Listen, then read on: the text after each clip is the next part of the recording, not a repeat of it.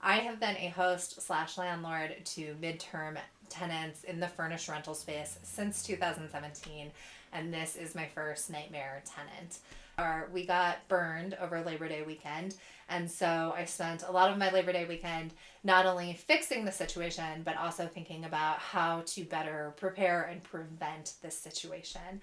And that's what this video is going to be about. So let's talk about what happened and how I would do it differently. I got a heads up that they had left, and when I went into the property, I would say the majority of the upholstery was damaged. Dust stains all over an upholstered bench, two chairs, two sofas. There was cat urine, and they weren't supposed to have cats in the property.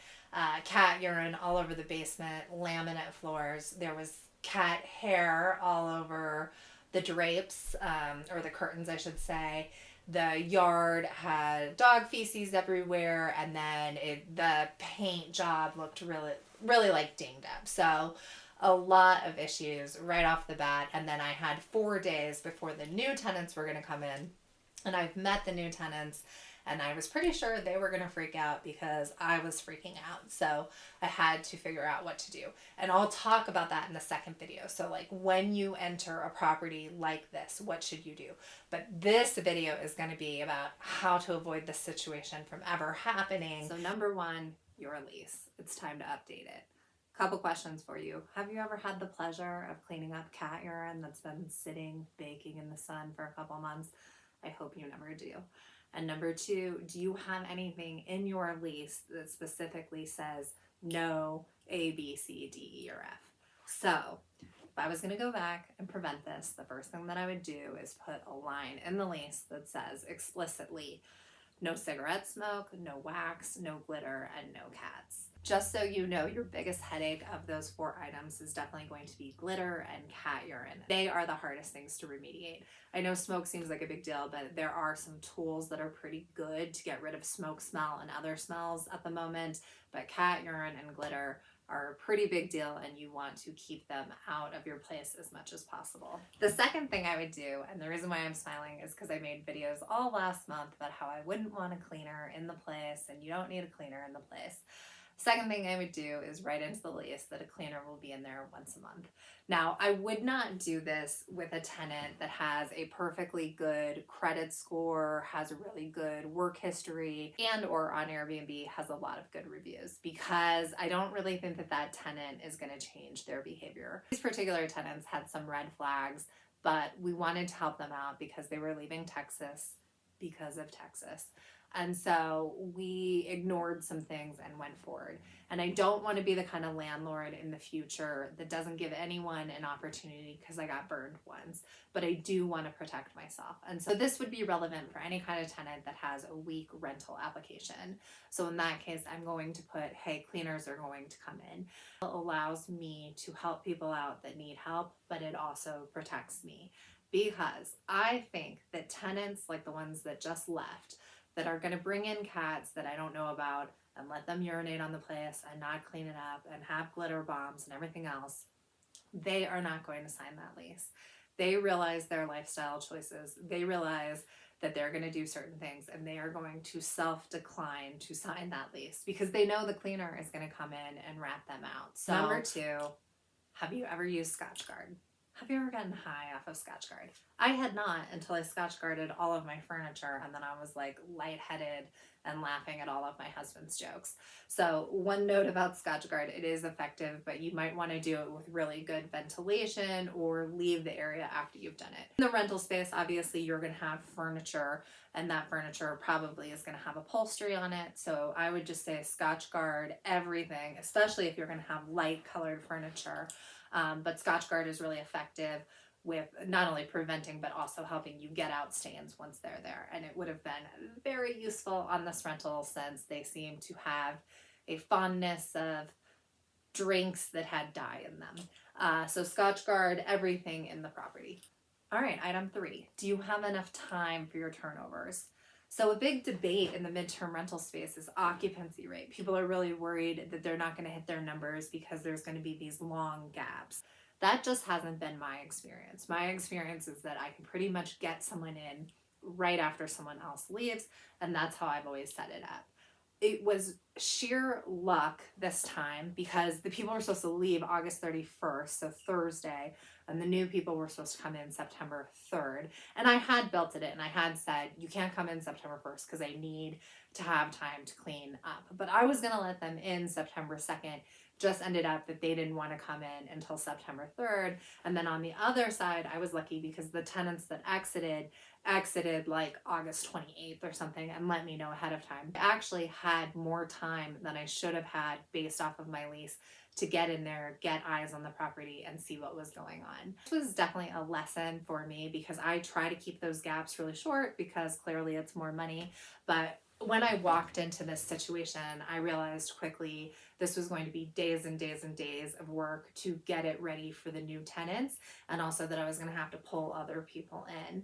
A note on this one, it was Labor Day weekend, which is also a weekend when a lot of people move, not only because it's the end of the month, but because it's a long holiday weekend and also school schedules. You really need to be aware of that because a lot of the people that will help you, like cleaners, handymen, junk hallway people, they may all be booked up. Plan for having a 4-day gap between rentals. The Airbnb will give you the option of having like a safety window, I guess, between at the end and at the beginning of the stay. And they give you the option of 1 day or 2 days. Now it is really 2 days or 4 days because that window is going to be at the beginning and at the end. So a 1 day at the beginning and the 1 day at the end, or 2 days at the beginning and 2 days at the end. And so I've modified mine to be 2 days at the beginning and 2 days at the end, so that I definitely will always have 4 days to get in, have my eyes on the property, and make sure that it's ready for the turnover. Before I get to the fourth tip, if you feel like this video is helping you avoid a disaster or help educate you on how to fix it once you're there, please like the video. And if you want the follow-up content to this, please subscribe. When you like this video, you help other people that are in this situation or trying to prevent this situation find this video. And obviously we want to help everyone avoid this situation. I see in the rental space a lot of people beat themselves up over like, how could I have done this? But it's like, this is the cost of education, and sometimes you gotta learn on the job. So my number 4 tip is know your color palettes. And what I mean by this is know your color paint palettes and know them before a crisis like this strikes. You will notice, or real estate agents will notice, that there are investors in town and they flip houses all the time and they always use the same color. And the reason why they do this is because it has mass appeal, it's reliable, and then if they have leftovers, they can use them for the next place. But they kind of know the aesthetic consistently. And so I have found that there's a color palette that I really like. It's called Earthy Boho, and it's a Benjamin Moore collection, and it's available on Etsy, which I will explain in a minute. But I really like that color palette, so I'm not only doing my house in the color palette, but I'm doing all of my rentals in the color palette. And the reason why I give you this advice is because if you walk into a house and it looks really grungy or it smells, paint is likely going to be a very good option for mitigating the smell and making it look fresh. People really underestimate how far a fresh coat of paint can go. But you don't want to walk into that situation and be stressing out and feeling overwhelmed, and then also having to make a big decision about what colors you want the place to now be. So I say plan for that ahead of time, do a little bit of research to see how it will look in the whole room and how it'll present. You have had the experts already do this work for you, so it's pretty reliable. And I will show you my palette on the screen, but I'm not actually going to give you the codes because I think you should pay the Etsy designer for their work, and I'll link to it. All right, number 5, keep a roster of professionals on hand. What this means is that before anything like this ever happens, because just like the color palettes, you want to be prepared. You want to walk in and be able to say, I'm going to do A, B, C, and D, and I have half of my homework already done for me to fix my midterm rental after someone has trashed half the furniture or dinged up the walls or whatever. And part of that is doing an exercise now before you get into that situation. And that exercise is identifying 2 cleaning professionals, 2 handyman, 2 people that will come in and haul away junk, 2 yard work people, etc., and then capturing them. So I know I've been plugging this book a little bit. It's my latest book. It's my 3rd book, my first rental property. But part of the reason why I'm bringing it up here is that on page 119, we have a whole chapter about relationships with experts, and there's a whole different area where you can have contact lists for the different experts that you need. And this book is intended to be like a guide for you to keep so that in any kind of scenario, you can quickly pull it out and know who you need to contact. All right, number 6, video the place. Go into each room and slowly video it. Video the floors, video the ceiling, video the walls, video the furniture. If there's any stains or any damage, video that too. And so it's going to be a slow, methodical video throughout the entire place because, again, the point of this video is to document for at the end of the stay, if there's any damage, the deposit is going to come out of that. And you're going to say, hey, it looked like this when I turned it over to you, and now it looks like this. Final tip, number 7, learn Excel. And actually, in the modern day and age, it's learn Google Sheets. Real estate, it is a very powerful tool, and it will save you a lot of time when you're thinking about how to document and calculate things. Specifically, with your deposit, you're going to want to make an inventory of all the damage, and that will be your leftmost column. As you go through, you're going to write out who can help me, what is their number, when are they coming, what are they charging, what is the damage. And so this will help you kind of guide and organize your priorities.